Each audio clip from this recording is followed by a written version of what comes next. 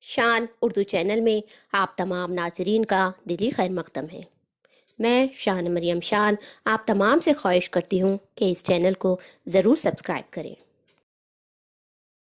ناظرین، آج کی ہماری ویڈیو کا موضوع ہے ایک کہاوت، چور کے گھر مور۔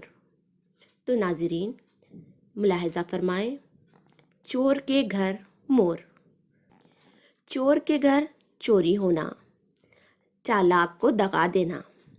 یہ کہاوت اس موقع پر بولی جاتی ہے جب کوئی شخص چالاک کو بھی دھوکہ دے جائے یا کوئی شخص کسی سے کوئی چیز اڑا لے جائے اور اس چیز کو اس سے کوئی دوسرا چپٹ لے جائے، چھین لے جائے۔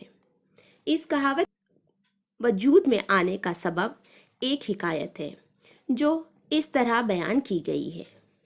ایک چور نے کسی رئیس کے گھر میں چوری کی۔ اس کے ہاتھ تمام زیورات لگے۔ اس نے ان زیورات میں سے سونے کا ایک ہار ایک گونٹی پر ٹانگ دیا۔ تھوڑی دیر کے بعد دیوار کے منڈیر پر ایک مور آ کر بیٹھ گیا۔ مور نے گھونٹی پر لٹکتا ہوا ہار دیکھا تو سمجھا کہ سانپ لٹک رہا ہے۔ وہ جھپٹا اور ہار کو سانپ سمجھ کر نگل گیا۔ مور کو ہار نگلتے ہوئے چور نے دیکھ کر کہا، واہ کیا خوب، چور کے گھر مور۔ ناظرین، یہ تھا اس کہاوت کا پس منظر۔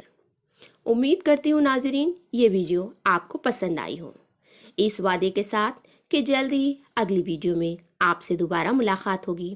تب تک کے لیے مجھے دیجیے اجازت۔ خدا حافظ۔